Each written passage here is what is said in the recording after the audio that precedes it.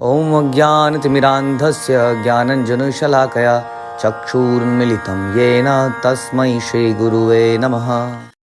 हरे कृष्णा। श्री चैतन्य चरितामृत मध्य लीला अध्याय 14 और प्रयार संख्या 36।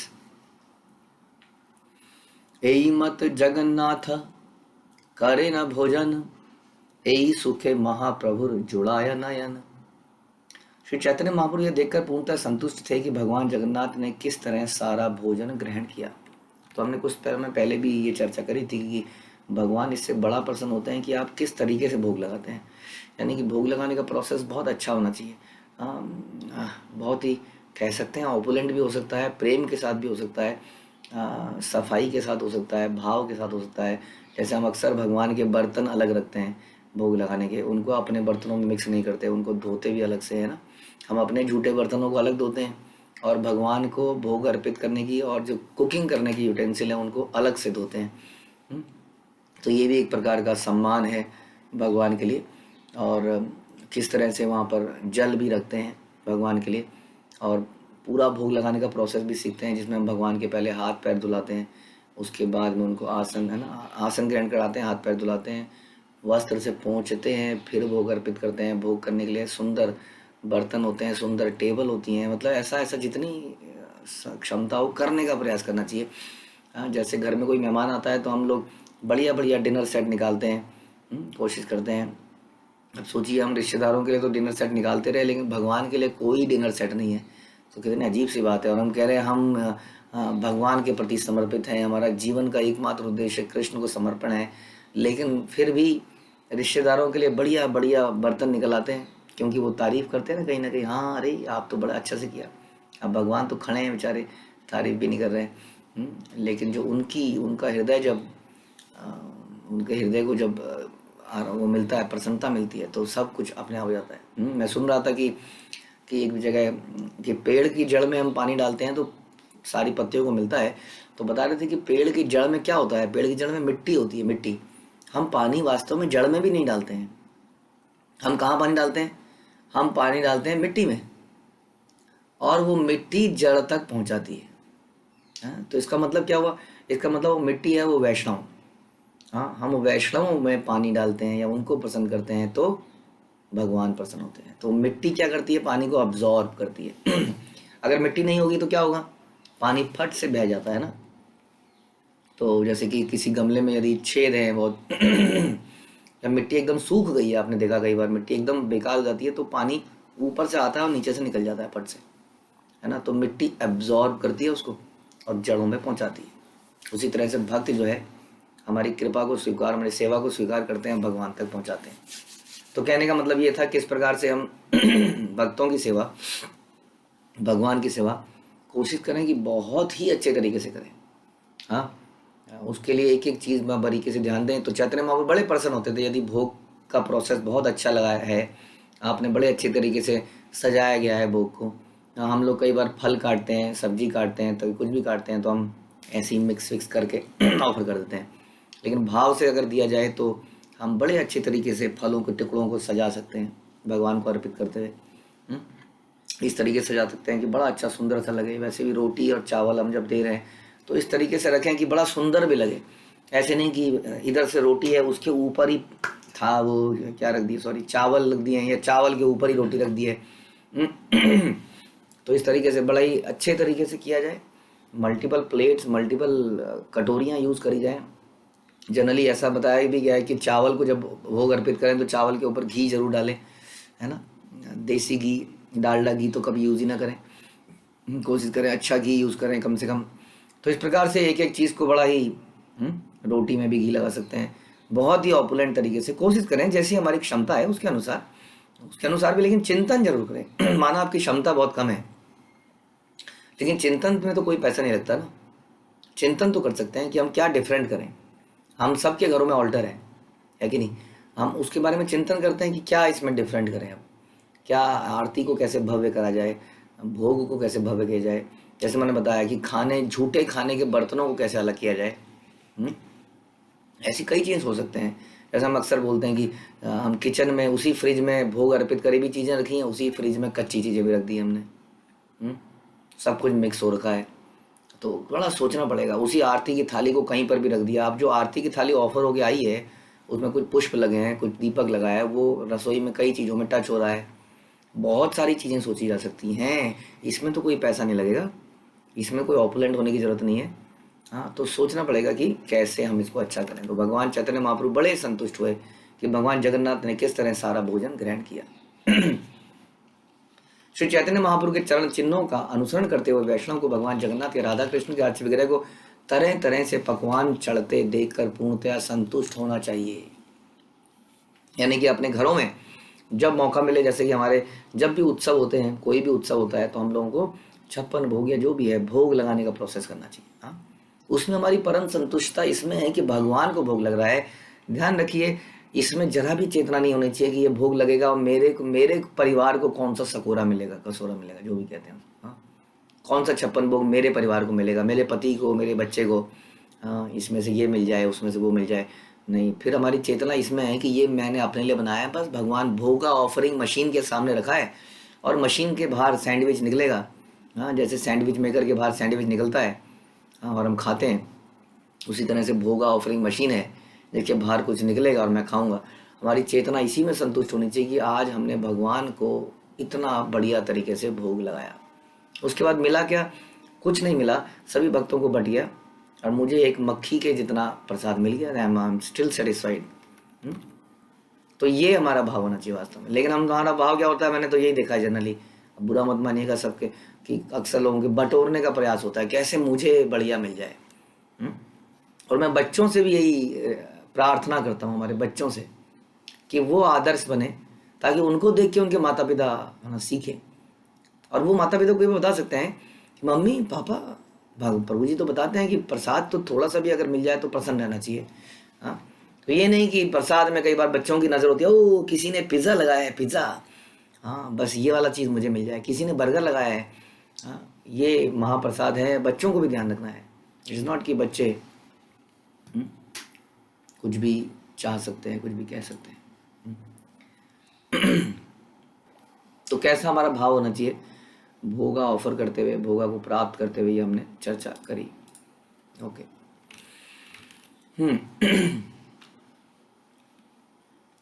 उसे अपनी खुद की भूख बुझाने के लिए नाना प्रकार के व्यंजन नहीं जुटाने चाहिए, बल्कि उसकी तुष्टि तो अर्च विग्रह पर चढ़ाए जाने वाले विविध प्रकार के भोजन को देखने में है। समझ में आ रहा है आप लोगों को कि अक्सर हम लोग क्या करते हैं, अक्सर हम लोग अपने लिए ही तो अरेंजमेंट करते हैं सारी। आज ये खाने का मन कर रहा है, पूरा दिन आदमी लगा देगा उसमें, भोगा ऑफरिंग करेगा, विच इज़ ओके। देखिए हमें ना अल्टीमेटली भक्ति से शुद्ध भक्ति में उठना है। ध्यान रखिए, अभी हम लोग भक्ति कर रहे हैं, अभी हम लोग शुद्ध भक्ति नहीं कर रहे हैं। शुद्ध भक्ति में अन्न अभिलाषिता शून्य हो जाती है, कोई और अभिलाषिता नहीं रहती है। अभी हम भक्ति कर रहे हैं और अपने कार्यों को भक्तिमय बना रहे हैं। हमारा खाना खाने का मन कर रहा है, लेकिन हम उसको भोग लगा के, उसको ऑफरिंग करके उसको पवित्र करने का प्रयास कर रहे हैं, जो कि बहुत अच्छा है। लेकिन यदि इसी को हम जिंदगी भर करते रहेंगे तो हम वहीं के वहीं रह गए जहाँ हम थे। हमें धीरे धीरे सोचना है कैसे आगे बढ़ा जाए। इसलिए हमारी चेतना किस में होनी चाहिए? भगवान को अर्पित भोजन को देखकर ही हम संतुष्ट हो जाएं कि भगवान ने आज बहुत अच्छे से पाया। जैसे माएँ होती हैं, जनरली एक माँ से ही इसको थोड़ा बहुत रिलेट किया था। माँ कहती है बच्चे ने बहुत बढ़ के पेट खाया। हमारी माँ, हम बचपन में याद है, कोई बढ़िया सी चीज़ आती थी तो हम लालची तो थे ही, अपनी बात बता रहे हैं। तो उसके बाद हम कोई बढ़िया चीज़, मम्मी एक और दे दो ना, मम्मी एक और दे दो ना, तो वो क्या करती थी कि अपने हिस्से का भी हमें देती थी खुशी खुशी, और हम भी खुश और वो भी खुश। हम खाने में खुश, वो खिलाने में खुश। तो इस प्रकार से ये जो भाव है, खाने वाला भाव तो बहुत अच्छा नहीं है, लेकिन भगवान ने अगर पाया तो हमारा हृदय संतुष्ट हो जाना चाहिए। मैंने आज कुछ भगवान को सेवा कर पाया, दैट्स इट। उसके बाद मुझे क्या मिला क्या नहीं मिला बिल्कुल इररेलेवेंट है। मेरे परिवार को मिला पाया कि नहीं मिल पाया बिल्कुल इररेलेवेंट है। हमें कई बार उत्सव में हम जाते हैं मंदिरों में या हमारे कॉमन प्रोग्राम में, तो मेरे परिवार को या मुझे प्रसाद नहीं मिला तो क्या होगा? घर में जाके खिचड़ी उबाल दो, दही और कुछ और खा लो, कुछ भी कर लो। लेकिन हमारा एकदम से नहीं मिला, ये मिला, तो हम बटोरने का प्रयास करने लगते हैं। तो इन विचारों को त्याग कर हमें क्या सोचना चाहिए कि कैसे आज भगवान ने खाया और कैसे सभी भक्तों के पेट में भी प्रसाद गया। मेरे पेट में नहीं गया, लेकिन भक्तों के पेट में तो चला ही गया। उस जड़ के साथ लगी मिट्टी को चला गया, वो मिट्टी जड़ तक पहुंचा देगी। श्री विश्वनाथ चक्रवर्ती ठाकुर ने अपने गुरुवाष्टकम में लिखा है, चतुर्विधा श्री भगवत प्रसाद। स्वादन्य तृप्तान हरिभक्त संघान कृतैव तृप्तम भजता सदैव वंदे गुरु श्री चरणारविंदम। गुरु सदैव कृष्ण को 4 प्रकार का भोजन अर्पित करते हैं, चाटने वाला, चबाने वाला, पीने वाला, चूसने वाला। जब गुरु देखता है कि भक्तगण भगवत प्रसाद खाकर संतुष्ट हो गए तो वह भी संतुष्ट हो जाता है। कायदे से ये भावना तो हमारे अंदर होनी चाहिए कि गुरु संतुष्ट हो गए, कृष्ण संतुष्ट हो गए तो हम हो गए। लेकिन जैसे बताया कि कई बार हमारे, जैसे हमने बताया माँ का एग्जाम्पल दिया, तो बच्चे का ये कर्तव्य बनता है कि वो करे, लेकिन माँ करती है और संतुष्ट हो जाती है। उसी प्रकार गुरु जब देखते हैं सबने पा लिया तो बड़े संतुष्ट हो जाते हैं। कई बार गुरु भी माँ की तरह रोल निभाते हैं कि वो भी हमें वो चीज़ देते हैं जो उन्होंने खुद नहीं खाई होती है। और कई बार लोगों को पता ही नहीं होता है कि उन्होंने नहीं खाई है और वो बड़े संतुष्टि प्राप्त करते हैं और किसी को पता ही नहीं चलता इस बात का कि ऐसा भी था। तो ये जो भावना है, ऐसी भावनाएं हमें पैदा करनी होगी। तो इस प्रकार से हम ये भी सुनते हैं कि कई बार जब हम भगवान को भोग लगाते हैं तो उसमें 4 तरह की चीज़ें नहीं होती हैं, तो हम गुरु को प्रणाम मंत्र बोलते हैं, बोलते हैं नमो विष्णु पदाय कृष्ण प्रेष्ठाय भूतले, है ना। फिर जाके हम बोलते हैं नमो महावदन्याय, फिर बोलते हैं नमो ब्राह्मणे। तो कहने का अर्थ हम ये कहते हैं कि इससे पहले के जो हमारे आचार्य हैं, हम उनका आह्वान करते हैं कि इसमें हमने हर तरह की चीज़ें नहीं बनाई हैं। भगवान तो क्या क्या खाते हैं हमें पता भी नहीं है, आपको पता है, आप आइए और बाकी की चीज़ों की पूर्ति कर दीजिए। हाँ, तो हमारी गुरु परंपरा उन चीज़ों की पूर्ति कर देती है जो कि अदृश्य होती हैं, हमें दिखती नहीं है। तो इस तरह से हम गुरु को आह्वान करते हैं भोग लगाते हुए। गुरु का कर्तव्य है कि अपने शिष्यों को अर्च वगैरह पर अर्पित करने के लिए तरह तरह का उत्तम भोजन तैयार करने में लगाए। खाली ड्राई प्रीचिंग करने से नहीं काम चलेगा, ध्यान रखिए। हाँ, प्रीचिंग करिए, ज्ञान आत्मा, आत्मा क्या है, परमात्मा क्या है, इट्स ओके, बट अल्टीमेटली जब पता चल गया कि ये परमात्मा कृष्ण ही है, अब कृष्ण की कैसे सर्विस करी जाए, ये गुरु का कर्तव्य है कि ये सिखाया जाए। नाम जप एक प्रोसेस है, श्रवण एक प्रोसेस है, कीर्तन एक प्रोसेस है, और एक बहुत बड़ा प्रोसेस है भोग का। हाँ, तो गुरु को चाहिए कि वो अलग अलग तरह का भोजन पकाने की स्किल उनके अंदर डाले, नई नई चीज़ें बनाई जाएं। जैसे आप लोगों की मेहनत से आप लोगों ने मैं देख रहा हूँ कि आई एम वेरी सरप्राइज कि गुलाब जामुन तो बनाए थे, उसके बाद आप लोगों ने पेठा भी बना डाला, उसके बाद आपने वो पेड़ा वेड़ा तो आप बना ही लेते हो, कलाकंद और चॉकलेट की मिठाइयाँ, नॉन कैफीन चॉकलेट ऑब्वियसली। उसके बाद में घी का वो क्या लौंज या इस तरह की मिठाइयाँ, पता नहीं क्या क्या आप लोगों ने बना दिया है। रोज आप लोग मिष्ठान बनाना सीख गए हैं, अब हमें किसी हलवाई की आवश्यकता ही नहीं रही है। सारे उत्सवों में आप ही अनेक अनेक अनेक अनेक प्रकार के व्यंजन बना रहे हैं। नाना द्रव्य कहते हैं आयोजन करो छे, अलग अलग प्रकार के द्रव्यों से, सामान से आयोजन किया जा रहा है, आयोजन करे छे। तो बड़े बढ़िया तरीके से हम लोग इसका प्रयास कर रहे हैं और आप लोग उसमें आगे बढ़ते जा रहे हैं। तो ये, लेकिन बस एक ही भावना रखनी है कि ये सब हम भगवान की प्रसन्नता के लिए कर रहे हैं या वैष्णवों की प्रसन्नता के लिए कर रहे हैं, जो कि उस मिट्टी की तरह है। तो बता रहे हैं कि गुरु का कर्तव्य है कि शिष्यों को अर्च वगैरह पर अर्पित करने के लिए तरह तरह का उत्तम भोजन तैयार करने में लगाए। हाँ, तो हम भोजन तो बना रहे हैं तरह तरह का, ध्यान रखें इसमें शुद्धता बड़ी आवश्यकता है। बनाते हुए हम जैसे कैसे हमारे बाल टूट के ना गिरे, कैसे मुंह से थूक ना गिरे, बोलते बोलते बोलते बनाना बहुत अच्छी बात नहीं है। साफ करते हुए हमारा सब्जी में हमारे पैर ना लगें, वहीं पर हमने सब्जी रखी है, वहीं पर हम बैठे हैं, वहीं पर पैर लग रहे हैं और उसी पैर की सब्जी को काट रहे हैं और फिर धो के बना रहे हैं। हाँ, तो ध्यान रखिए पैर नहीं लगना चाहिए किसी चीज़ के ऊपर। इस प्रकार से बहुत सारी चीज़ें सोची जा सकती हैं। हाँ, छिलकों को कैसे फेंकना है, धोना कैसे है, काटना कैसे है। तो ये सीखना, ये सारी चीज़ें सीखनी है। केवल ये नहीं कि बहुत बढ़िया आपने बहुत बढ़िया वस्तु बना दी लेकिन उसमें शुद्धता नहीं थी, इन चीज़ों की वजह से, छोटी छोटी चीज़ों की वजह से। तो शुद्धता बड़ी इंपॉर्टेंट है। ओके, अर्पित किए जाने के बाद यही भोजन भक्तों में प्रसाद के रूप में वितरित किया जाता है। ऐसे कार्यों से गुरु संतुष्ट होते हैं। तो ऐसे कार्यों से गुरु संतुष्ट होते हैं, जैसे हमने कृतैव तृप्तम भजता सदैव, सबको खा के देखता हुआ, सबको प्रसन्न होते हुए देखते हुए गुरु को बड़ी संतुष्टि मिलती है। इन सब ने खा लिया, अब इनका स्वास्थ्य अच्छा हो, इनकी भावना कृष्ण चेतना में जाए, यही गुरु की इच्छा होती है। यद्यपि इतने प्रकार के प्रसाद वह ना तो स्वयं खाता है, ना ही इसकी आवश्यकता पड़ती है। तो गुरु जो है खुद नहीं खाता है। हाँ, वो उसकी इच्छा ही नहीं है कि इसके लिए इतनी बनाई जाए, इतनी चीज़ें बनाई जाए, उसकी क्या उनकी, लेकिन फिर भी बड़ी तीव्र इच्छा रहती है कि ये सब बट जाए और सब भक्तों पे पहुंच जाए। प्रसाद को अर्पित होते तथा वितरित होते देखकर उसे भक्ति में प्रोत्साहन मिलता है। केया पत्र द्रोणी आइला बोझा 5-7, एक एक जने 10 दोना दिला एक एत पात। फिर कैतकी वृक्ष की पत्तियों की बनी प्लेटों के 5-7 बोझ आए। यानी कि बंडल आए, बंडल, हाँ, पत्तलों के बंडल आए। अब ये भी बड़ा महत्वपूर्ण है, हम पत्तल कैसे इस्तेमाल करें। पत्तल कोशिश करें कि नेचुरल चीज़ें इस्तेमाल करें, प्लास्टिक इज़ नॉट गुड। हाँ, and thermocol is totally very bad. Thermocol खाने के लिए और एनवायरनमेंट के लिए किसी भी तरीके से अच्छी चीज़ नहीं है। हम्म? तो थर्माकोल को ना यूज़ करके आप स्टील यूज़ करो, नहीं तो आप कुछ पत्तल यूज़ करो। दिक्कत ये है कि सारी चीज़ें ना, थर्माकोल देखने में कितना अच्छा लगता है लेकिन वास्तव में चीप है बहुत। पत्तल थोड़ा महंगा है, लेकिन पत्तल क्या है, बहुत उसमें एनवायरनमेंट फ्रेंडली है। एक सतोगुणी उसमें दिखता है, सतोगुणी कहीं ना कहीं हाथों से बनाया गया है, पत्तल मशीनों से बनाए गए हैं। तो केतकी वृक्ष की पत्तियों की बनी प्लेटों के 5-7 बोझ आए। प्रत्येक व्यक्ति को ऐसी 10-10 प्लेटें दी गई और इस तरह पत्तों की ये प्लेटें बांटी गई। तो देखिए कैसे चैतन्य चरितमृत जैसे ग्रंथ में पत्तों के बारे में भी, पत्तलों के बारे में भी डिस्कशन हो रहा है। कैसे पत्तलें बांटी जाए। तो हम जब पत्तलें बांटते हैं तो पत्तलें बांट के उसमें जरा सा पानी भी छिड़काव कर सकते हैं, या पहले से ही पत्तलों में पानी छिड़काव करें, उससे उसमें शुद्धि, हाँ, सारी उसमें शुद्धि हो, नहीं तो धो भी सकते हैं कभी गंदी हो रही है तो बड़ी मतलब एक एक चीज़ में बहुत माइन्यूटली विचार करना है। ऐसा नहीं कि भेड़ बकरियों की तरह 2000 लोगों को खिला देना है। हम्म?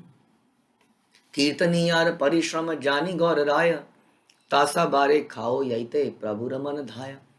श्री चैतन्य महाप्रभु सभी कीर्तनियों के परिश्रम को समझ रहे थे, अतएव वे उन्हें पेट भरकर खिलाना चाहते थे।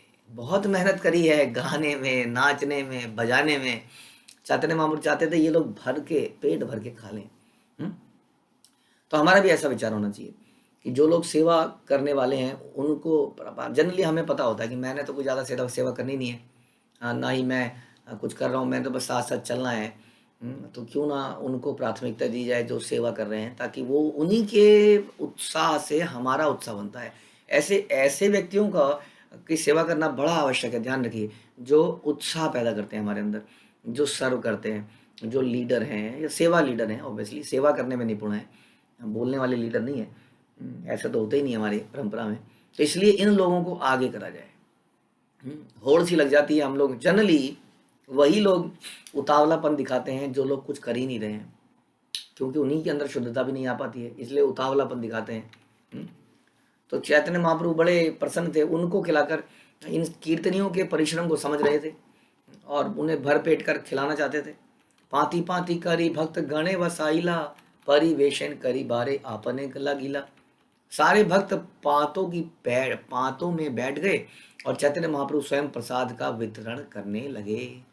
प्रभु न खाइला के न करे भोजन, स्वरूप गोसाई तबे कैल निवेदन। अब चैतन्य महाप्रभु ने सेवा चालू कर दी। अब सेवा जब चैतन्य महाप्रभु चालू कर दी तो लोग खाएं कैसे? तो वो तो बड़े परेशान हो गए। किंतु भक्त तब तक प्रसाद ही नहीं ग्रहण कर रहे थे जब तक स्वयं महाप्रभु प्रसाद ना ग्रहण कर लें। वो बांटे जा रहे हैं लेकिन कोई खा ही नहीं रहा है, सब बैठे हुए ऐसे ही। वो चाह रहे हैं कि पहले महाप्रभु खाएं।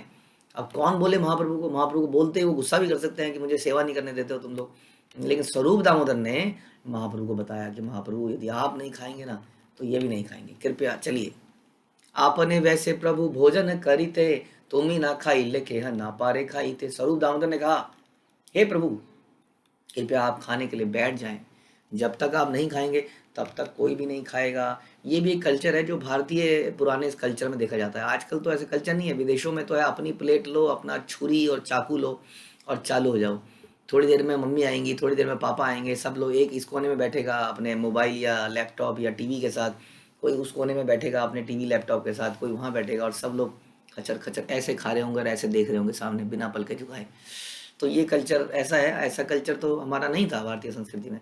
साथ में बैठा करते थे, कुछ कृष्ण चर्चा हो सकती है उस वक्त खाते हुए, या कुछ रिकॉर्डिंग चल सकती है गीत की, हरे कृष्णा मंत्र की, तो उस वक्त खा रहे हैं। और उसमें भी हम ये देख रहे हैं कि हमारे बड़े पहले बैठ गए कि नहीं, उन्होंने पहले खाना शुरू किया नहीं, क्योंकि हमारे प्लेट में कई बार पकौड़ा रखा है।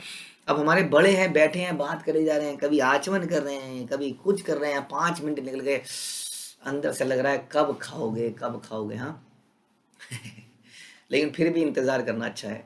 इंतज़ार करने से हमारी इंद्रियों को संयम करने की क्षमता मिलती है। जैसे हम बोलते हैं खाना सामने पड़ा है तो हम क्या कहते हैं? बोले पहले हमने आपको बताया था कि प्रसाद को प्रणाम करना चाहिए, क्योंकि वो कृष्ण से अभिन्न है। ध्यान रखिए, आइटम नहीं तो आइटम कॉन्शियसनेस हो जाती है, कृष्णा कॉन्शियसनेस से हटके आइटम कॉन्शियसनेस हो जाती है। तो हम पहले उसको प्रणाम करें। हाँ, और उसके बाद बैठे महाप्रसाद गोविंद नाम, और उसको मेडिटेट कर रहे हैं बोलते हुए नाम ब्राह्मणी वैष्णवे। स्वर पे हाँ, नाम की, ब्राह्मण की, वैष्णव की, महाप्रसाद की महिमा को आम आदमी नहीं जान सकता है। विश्वास होना चाहिए थे। शरीर अविद्या जाल, ये शरीर अविद्या का जाल है।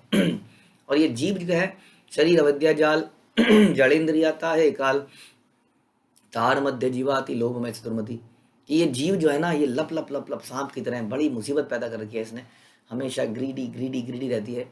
इसलिए इसको शांत करने के लिए प्रसाद पाएंगे तो ये शांत होगी। शांत होने का मतलब ये प्लानिंग नहीं बनाएगी, आज ये खाएंगे, कल क्या खाओगे, परसों क्या खाओगे, आज ये बनाते हैं, आज ये बनाते हैं। इधर साइट में से ढूंढते हैं, साइट में से ढूंढिए, लेकिन the purpose should be to please Vaishnav and Krishna. उसके पर्पज के लिए, अपने लिए नहीं कि आज हम ये खाएंगे। तो बड़े ही आप प्यार से जय निमाई जय निताई वगैरह पूरा बोलिए, उसका उसके वक्त मेडिटेट कीजिए उसके ऊपर, उसके मतलब को मेडिटेट कीजिए, और फिर जो है देखिए हमारे आसपास के बड़ों ने खा लिया है कि नहीं, मुंह में डाल लिया है कि नहीं, और जब मुंह में डाल लिया है तब हम उसको ग्रहण करें। थोड़ी पेशेंस तो रखनी पड़ेगी। तो यहाँ पर कह रहे हैं महाप्रभु आप नहीं खाएंगे तो कोई नहीं खाएगा। तबे महाप्रभु वैसे निज गण लैया भोजन कराइले साबा के आकंठपुरिया। तब चैतन्य महाप्रभु अपने निजी संगियों समेत बैठ गए और उन सबको भरपेट भोजन कराया। तो महाप्रभु बैठ गए, उन्होंने पाया और सबने पाया। भोजन करी वसीला प्रभु करी आचमन प्रसाद उबरीला खाए सहस्त्र का जन। अब देखिए भोजन करने और बांटने के प्रोसेस को इतने सारे प्रयारों में बताया जा रहा है, यानी कि कितना महत्वपूर्ण है। इसको कहते हैं कल्चर, इसको कहते हैं संस्कृति, which has died now, which has been killed now। ये जो पाश्चात्य जगत आया, इसने ये सारी सभ्यता का नाश कर दिया है। एक एक चीज का नाश कर दिया वास्तव में। कैसे खाया जाए, पहले खाने से पहले भी कायदे से आपको हाथ धोने चाहिए। हाँ, पैर भी धो सकते हैं, खाने के बाद भी आपको हाथ के साथ पैरों में भी जल डालना चाहिए। तो कितना प्रोसेस है ये अपने आप में।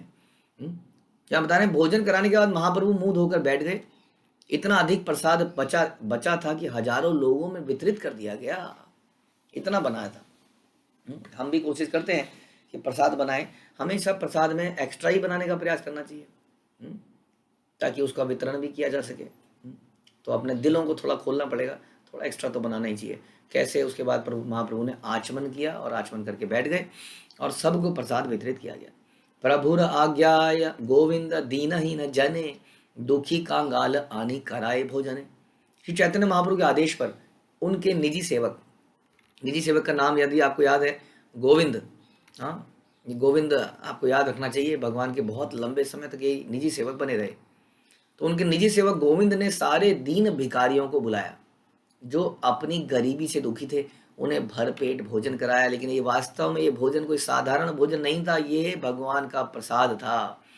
इसलिए न केवल उनके पेट को भरेगा बल्कि उनके कर्मों को काटेगा। जिस कारण से वो दीनहीन हैं, दुखी हैं, उन कारणों को समाप्त करेगा, उनके अंदर कृष्ण चेतना पैदा करेगा, जिसके कारण वो भगवान के नाम का जप करेंगे और नाम का जप करने से उनके पाप खत्म होंगे और तब जाके वो सुखी होंगे। ध्यान रखिए, हम किसी को कपड़ा देके, नोट देके सुखी नहीं बना सकते हैं, क्योंकि उसके कर्म बड़े गंदे हैं। उसको जो मिलेगा बर्तन में छेद की तरह नीचे से निकल जाएगा, जो डालोगे नीचे से निकल जाएगा। क्यों? क्योंकि उसके कर्म ऐसे हैं। इसलिए यदि आप उसके छेद को बंद नहीं करोगे, जो कि उसके गत वर्षों के पूर्व जन्मों के कर्म हैं, तब तक कुछ नहीं हो पाएगा और वो केवल भक्ति में लक्ष्य हो सकता है। इसलिए भोजन मत कराइए, प्रसाद वितरण कराइए। और आप सभी के सहयोग से हम लोग कोशिश कर रहे हैं, आप लोगों के कई लोगों का मदद भी आई है हमारे पास, कि हम लोग पूरे कार्तिक मंथ में दीप दान करा सकें लोगों से सड़क में, और सबको खिचड़ी वितरित कर सकें। इसके लिए आप सभी आमंत्रित हैं। हाँ, रोज दान देने का टोटका करने की कोई ऐसी आवश्यकता नहीं है। हाँ, ये हम रोज ही देंगे जी प्रभु जी, ऐसे कैसे रोज निकालूंगा मैं, तो बताया गया शास्त्रों में। अगर आप शुरू में भी दे देंगे तो उससे कोई नुकसान नहीं होने वाला है। अल्टीमेटली ध्यान रखिए, हमें अपना हित करने की कोई इच्छा नहीं है कि मेरा कुछ भला हो जाएगा। वास्तविक हित क्या है, किससे भगवान चैतन्य महाप्रभु, किससे प्रभुपाद प्रसन्न हो सकते हैं। तो उसकी व्यवस्था करी जा रही है। आप सब लोग की मदद की आवश्यकता है भी और आप लोग कर भी रहे हैं। तो इसलिए इसका वितरण कराइए दीन भिखारियों को। साम जनता के पेट में जब ये प्रसाद जाएगा तो उनके पाप समाप्त होंगे। कांगालेर भोजन रंग देखे गौर हरि हरि बोल बलि तारे उपदेश करी। गरीबों को प्रसाद ग्रहण करते देखकर श्री चैतन्य महाप्रभु ने हरि बोल का उच्चारण किया, हाँ, और उन्हें उपदेश दिया कि वो इस नाम का कीर्तन करें। Yes, when you are giving this prasad, तो आपको लोगों को बोलना चाहिए, हाँ, ये लीजिए रोटी चावल प्रसाद और बोलिए हरे कृष्णा, हाँ, और इस प्रकार से उनसे हरे कृष्ण मंत्र का उच्चारण कराइए जोर से और सबको प्रसाद बांटिए। और भगवान ने उनको उपदेश दिया। अब ऐसे में क्या होता है, व्यक्ति बड़ा कृतज्ञ फील कर रहा होता है जब उसको इतनी प्रसाद मिल रहा होता है। ऐसे में आप उसको प्रेम से कुछ करने को बोलेंगे तो अवश्य करेगा। तो कम से कम एक मंत्र कराने को बोलें, आप एक मंत्र हरिनाम उनसे बुलवा दें, हाँ, तो क्या उन्हें आपने उसके जीवन में एक कितना अमृत दे दिया, कितने पाप उसके समाप्त कर दिए। तो भक्ति विनोद ठाकुर लिखते हैं अपने गीत में, हे लोगों, हर व्यक्ति अज्ञान रूपी सागर की तरंगों के वशीभूत है, किंतु यदि तुम श्री कृष्ण को अपने सनातन स्वामी के रूप में स्वीकार कर लो तो इस तरह मोह की तरंगों से में डूबने की गुंजाइश ही नहीं रहेगी। तब आपके सारे कष्ट समाप्त हो जाएंगे। कृष्ण भौतिक प्रकृति के 3 गुणों के अंतर्गत भौतिक जगत का संचालन करते हैं। फलतः जीवन के 3 स्तर हैं, उच्च, मध्य, निम्न। मनुष्य जिस स्तर में भी रहे वह भौतिक प्रकृति के तरंगों से ऊपर नीचे उछाला जाता है। कभी हम सतोगुण में आते हैं, कभी हम रजोगुण में आते हैं, ऊपर नीचे ऊपर नीचे। फिर चाहे वह धनी हो, मध्य वर्ग का हो, दीन हो, भिखारी हो, कोई अंतर नहीं पड़ता है, हाँ, जब तक मनुष्य भौतिक प्रकृति के 3 गुणों के वशीभूत है। तो हमारा बच्चा कितना सक्सेसफुल हुआ, मटेरियल डज नॉट मैटर, क्योंकि ये तो ऊपर नीचे का प्रोसेस है। लहरें कभी किसी को ऊपर फेंक देंगी, कभी वो लहर उसको नीचे डुबो देगी। वास्तविक प्रोसेस तो कुछ और ही है। इसलिए इससे कोई फर्क नहीं पड़ता कि कोई इकोनॉमिकली मिडिल क्लास है, अपर क्लास है, लोअर क्लास है, इससे कोई फर्क नहीं पड़ता है, बता रहे हैं। इसलिए चैतन्य महाप्रभु ने भिखारियों को उपदेश दिया कि प्रसाद ग्रहण करते समय हरि बोल बोलें। ऐसे उच्चारण का अर्थ है कि अपने आप को कृष्ण के नित्य दास के रूप में स्वीकार करना। यही एकमात्र समाधान है। किसी की सामाजिक स्थिति चाहे जो भी हो, हाँ, लेकिन उसके जीवन में यदि आपको आनंद लाना है, दुखों को हटाना है, तो उसको भक्ति के प्रोसेस में लगना पड़ेगा, चाहे वो कोई भी हो। हर व्यक्ति माया के वशीभूत होकर कष्ट भोग रहा है, इसलिए सर्वोत्तम उपाय यही है कि माया के पास से निकलने की विधि सीखी जाए। और भगवान बताते हैं कैसे माया से निकला जा सकता है। भगवान बोलते हैं, माम ये यो अव्यभिचारिणेन भक्ति योगेन सेवते। जो पूर्ण तरह से भक्ति में लगता है, किसी भी परिस्थिति में गिरता नहीं है, वही गुणों को पार कर सकता है। स गुणान समतीत्येतान ब्रह्म भूयाय कल्पते। और ब्रह्म पद को पार कर पाता है। कौन कर पाएगा? जो हमेशा भक्ति में लगा रहता है, at any cost, uninterrupted, unmotivated. अब बीमारी हो गई, कोई परिवार का संबंधी चला गया, नौकरी छूट गई, हाँ, कुछ ऐसा किसी ने धोखा दे दिया, किसी भी अवस्था में वो अपनी भक्ति के प्रोसेस को नहीं रोकता है, वो तीनों गुणों को पार कर जाता है। जो किसी भी अवस्था में किसी भक्त के बारे में गलत नहीं विचार लाता है, अपने ही कर्मों का फल मानता है, वो व्यक्ति गुणों को लांघ जाता है। भगवान की भक्ति में सेवा करना स्वीकार करके मनुष्य माया के पास से छूट सकता है और दिव्य पद को प्राप्त कर सकता है। और भगवान की भक्ति कैसे होती है? भगवान की भक्ति प्रारंभ होती है श्रवण और कीर्तन से। इसलिए चैतन्य महाप्रभु ने भिखारियों को उपदेश दिया कि वे दिव्य पद पर उठने के लिए हरे कृष्ण महामंत्र का कीर्तन करें। तो जैसा कि हम अगेन प्रयास कर रहे हैं कि हर जगह हरिनाम फैलाया जाए। अभी तो हम संडे टू संडे तो कर ही रहे हैं। आप लोग हरे कृष्ण मंत्र का उच्चारण करते हुए लोग निकलते हैं, खिचड़ी भी बांटते हैं, बुक किताबें भी बांटते हैं। तो आप सबके अगर प्रयास रहेगा तो ऐसा हम रोज कर पाएँ, अपने आचार्यों को प्रसन्न कर पाएँ, रोज ही कुछ ऐसा कर पाएँ। तो इस प्रकार से दिव्य पद पर धनी, मध्यम वर्ग तथा गरीब में कोई अंतर नहीं रह जाता। दिव्य पद पर कोई अंतर नहीं रह जाता। हरि बोल बलि कांगाल प्रेम भासी आय, एछे न अद्भुत लीला करी करे गौर राय।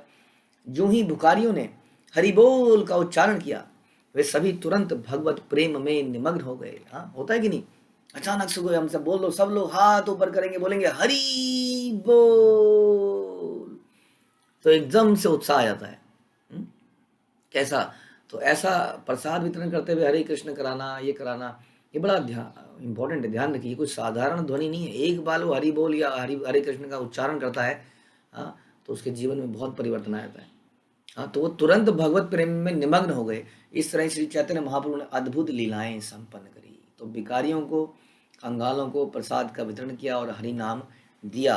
बिना ये विचारे कि क्या ये इसके लायक हैं। हाँ, अच्छा, ये भी वही करने लग जाएगा जो मैं कर रहा हूँ, इसमें और मुझ में क्या अंतर रहेगा। ऐसा धीरे धीरे जाति ब्राह्मणों ने शुरू कर दिया। जाति ब्राह्मणों ने कहा नहीं नहीं, तुमने तो ये हरिनाम सबको दे दिया है, ये सबके लिए थोड़ी है, तो ब्राह्मणों के उच्चारण के लिए है, ताकि उनकी सुपीरियोरिटी बनी रहे। इस तरह से उन्होंने ऐसा कल्चर बना दिया। लेकिन चैतन्य महाप्रभु ने योग्यता का विचार नहीं किया, सभी को बांट दिया। और उनके उनके जो आचार्य आए उन्होंने तो इसकी बिल्कुल ऐसी सेल लगा दी, लूट मचा दी। अधम से अधम लोगों को ही जाकर दिया।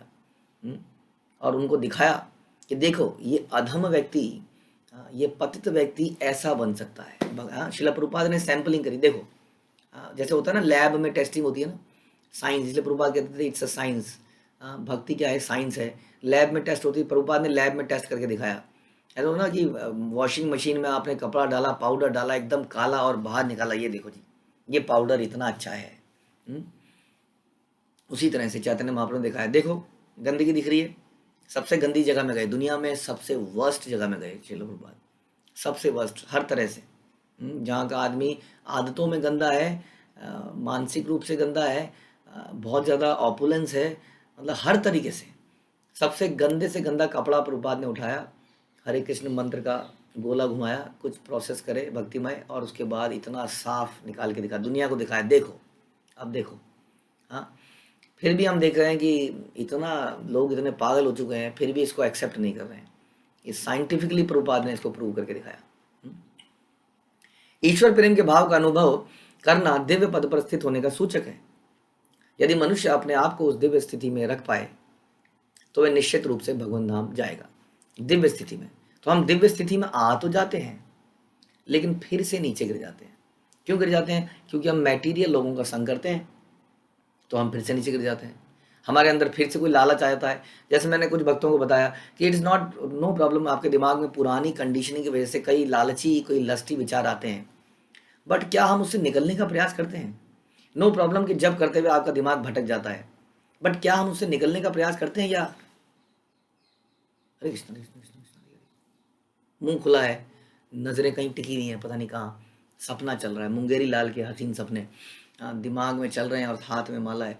तो उसी तरह से लस्टी विचार आना या लालची, कुछ लालच का विचार आना, हमारा दिमाग प्लानिंग में लग जाता है। इसलिए हम एक कोट बोलते हैं, बंद करो ये प्लानिंग, बहुत हो गया। हमारा दिमाग हमेशा कुछ प्लानिंग करता रहता है, regarding material things and not about spiritual things. तो ये जो है ना, दिव्य पद से हमें नीचे गिरा देता है, हम नीचे गिर जाते हैं दिव्य पद से। इसलिए चिंतन को, कम से कम गलत चिंतन हो रहा है तो उसको रोकने का प्रयास तो करिए, ब्रेक तो मारिए। गाड़ी बहुत स्पीड से जा रही है, कम से कम स्पीड ब्रेकर पे कई जगह ब्रेक तो मारनी पड़ेगी, नहीं तो बहुत वियर एंड टियर हो जाएगा। हाँ, इसलिए हमें उन विचारों को तुरंत कंट्रोल करना चाहिए, इतना तो हम कर सकते हैं। विचारों को कैसे कंट्रोल कर सकते हैं? तुरंत नाम की ध्वनि को सुनने शुरू कर दीजिए, तुरंत अपना विचार किसी चिंतन लगाइए, किसी भगवान संबंधी विषय पे, भगवान के चरणों पे, भगवान के नेत्रों पे कुछ ध्यान लगाइए, भक्तों की सेवाओं पे। तो इस प्रकार अपने आप को दिव्य स्थिति में रखने का प्रयास कीजिए। यदि मनुष्य अपने आप को दिव्य स्थिति में रख पाए तो वह निश्चित रूप से भगवत धाम में जाएगा। आध्यात्मिक जगत में ऐसा कोई वर्ग नहीं है कि ये अमीरों के लिए बैठने की जगह है, ये गरीबों के लिए है, क्योंकि धन का तो वहाँ कोई काम ही नहीं है। जो व्यक्ति सारे जीवों को आध्यात्मिक स्फुलिंग के रूप में गुणात्मक दृष्टि से भगवान से अभिन्न देखता है, वही वास्तव में असली चीज देखता है। लेकिन इसका ये मतलब नहीं है कि हम लोग कहेंगे नहीं, अरे क्या बात हुई, आपने पहले मेरे साथ तो पक्षपात हो रहा है, पहले दिए को उस आदमी को दिखाया, उसको दिखाया, मुझे दिया सबसे अंत में दिखाया, क्या मैं यहाँ सबसे निचला व्यक्ति हूँ? तो आदमी कंपेयर करने लगता है। और जिसको दिया पहले दिखा दिया जाता है वो बड़ा पर्सन होता है, यहाँ पे सबसे सीनियर मैं हूँ। तो कहने का मतलब है कि फिर भी ये प्रोसेस इसे क्यों बनाया गया है? ये प्रोसेस बनाना बिल्कुल उचित है, क्योंकि हमें, हमारी डीलिंग शुड बी डिफरेंट। हमें सीनियर भक्तों को आदर देना ही चाहिए, यही हमारी परंपरा है। बरोबरी वाला काम तो आजकल के समाज ने बना दिया, सब बराबर है। ध्यान रखिए, ब्राह्मण, क्षत्रिय, शूद्र, वैश्य, भगवान कहते हैं मैंने बनाया है। ये प्रोसेस में कोई प्रॉब्लम नहीं है। प्रोसेस में प्रॉब्लम है जाति के आधार पर जब इसको किया जाए। पुराने ज़माने में क्या होता था कि जैसे माना शूद्र लोग हैं, अगर ये नहाते नहीं हैं, अब ये बिना नहाए धोए गंदे होके मंदिरों में आ जाते थे, तो थोड़ा रोक लगाई गई। क्या आज की डेट में रोक नहीं है? बताइए। हम गर्भगृह में जाते हैं, यानी कि ऑल्टर में, मंदिर है, मंदिर का हॉल है, उसके अंदर गर्भगृह है जहाँ पे डीटीज रखे गए हैं। क्या वहां पे जाना सबके लिए अलाउड होता है? बताइए, कौन जाता है वहां पर? हम्म? गर्भगृह में कौन जाता है? ब्राह्मण दीक्षित ही जाता है, ऐसा है कि नहीं? परंपरा बनाई गई नहीं, हमें तो बुरा नहीं लगता, हम कहते हैं ना। तो वहां पर भी तो ऐसा नियम बनाया गया, इसीलिए इस तरह के कुछ नियम बनाए गए।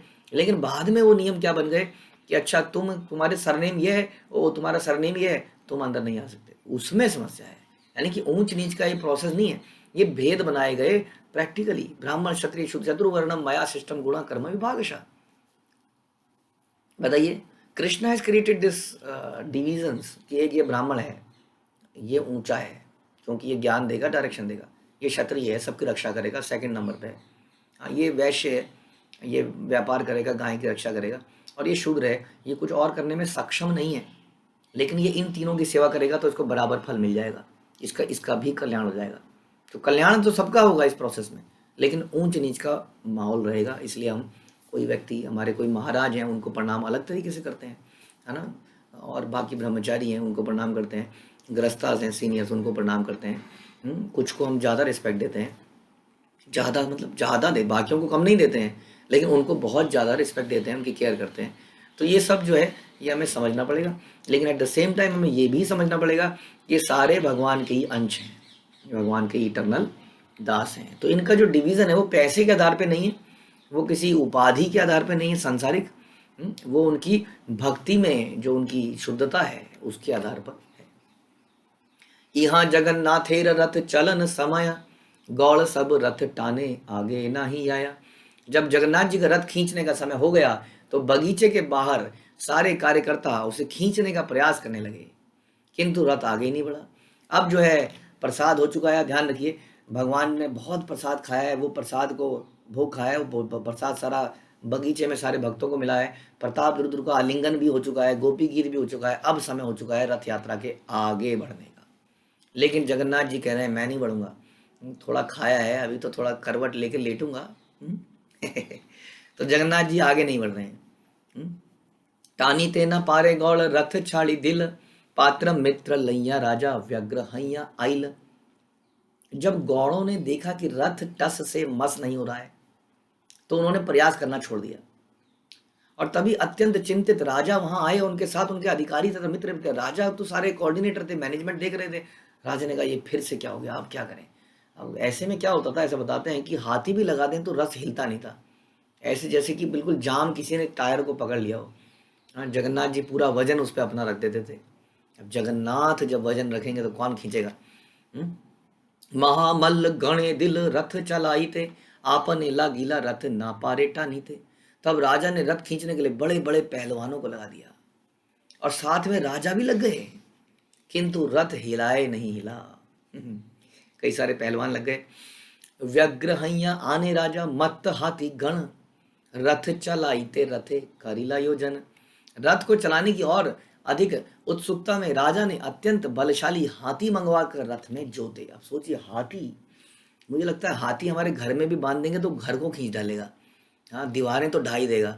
हाँ, अब हाथी को अगर रथ में लगा दिया जाए, सोचिए क्या होगा। एक हाथी नहीं, कई हाथी। उन हाथियों को, अत्यंत बलशाली हाथी मंगाकर रथ में जोत दिए। फिर मत हस्ते गण टाने यार यत बल, एक पद ना चले रथ अइल अचल, अइल अचल। बलशाली हाथियों ने रथ को पूरी शक्ति से खींचा, और हाँ, वो रथ आगे नहीं चल रहा है। लेकिन इतने पर भी रथ एक इंच भी नहीं हिला, तो अचल बना रहा। सुनी महाप्रभु आइला निज गण लैया, मत हस्ती रथ टाने देकर दंडा दंडा दांडाया। जो ही चैतन्य महाप्रभु ने खबर सुनी कि इतना कुछ हो गया है, बड़ी अस्त व्यस्तता हो गई है, सब परेशान है, तो अपने निजी साथियों के साथ, संगियों के साथ वहां गए, और वे वहां खड़े होकर हाथियों द्वारा रथ खींचने का प्रयास देखने लगे। हाथी देखने तो लोग वैसे ही आ जाते हैं। आप सोचिए कितना बड़ा तमाशा हो गया होगा वहां पर कि हाथी रथ खींच रहा है और वो टस से मस नहीं हो रहा है, हिल भी नहीं रहा है। कितना अद्भुत चमत्कार है। अंके शेर घाय हस्ती करय चित्कार, रथ नाही चले लोके करे हाहाकार। और सारे हाथी अंकुश के मारे जाने से चिंगाड़ रहे थे। ऊपर से जो क्या कहते हैं, मल्लाहार, हाँ, वो ऊपर से मार रहे हैं, उसके मुँह ना, उसके इंस्ट्रूमेंट होता है इतना सा, अंकुश कहते हैं उससे हाथी को कंट्रोल करता है। उसके सर पे मारता है, कहीं कान के यहाँ मारता है, वो मार रहा है, हाथी चिंगाड़ रहा है, वो क्या करे बेचारा खींच रहा है रथ, लेकिन हिल डुल नहीं रहा है और सारी तरफ हाहाकार हो गया। अब क्या हो गया, ये तो बहुत अपशगुन तो नहीं हो गया कुछ, जगन्नाथ जी नाराज हो गए क्या? हम्म? तबे महाप्रभु सब हस्ती घुचाइल, निज गणे रथ काछी टानी बारे दिल। और तब श्री चैतन्य महाप्रभु ने सारे हाथियों को छोड़ दिया और रथ की रस्सियां अपने संगियों के हाथ में थमा दी। अब बताइए, कहाँ 40, 50, 60 किलो का आदमी और कहाँ हाथी कई क्विंटलों का। अब वो क्या खींचेगा वो आदमी? हाँ, भक्त भक्त बेचारे वैसे ही। कभी आज एकादशी है जी, आज इनका अपीयरेंस डे है, आज इनका डिसअपीयरेंस डे है, अब कार्तिक मास शुरू होने वाला है, फलों पे रहना है, बेचारे की हड्डियां तक दिखने लगती हैं शरीर की। क्या उसमें दम है, क्या खींचेगा वो रथ को? लेकिन महाप्रभु ने पता नहीं क्या सोच के इन सब को लगा दिया है। तो देखना पड़ेगा क्या ये रथ को खींच पाएंगे। टन टन टन। हरे कृष्णा। श्री चैतन्य चरितामृत की जय, श्रील प्रभुपाद की जय।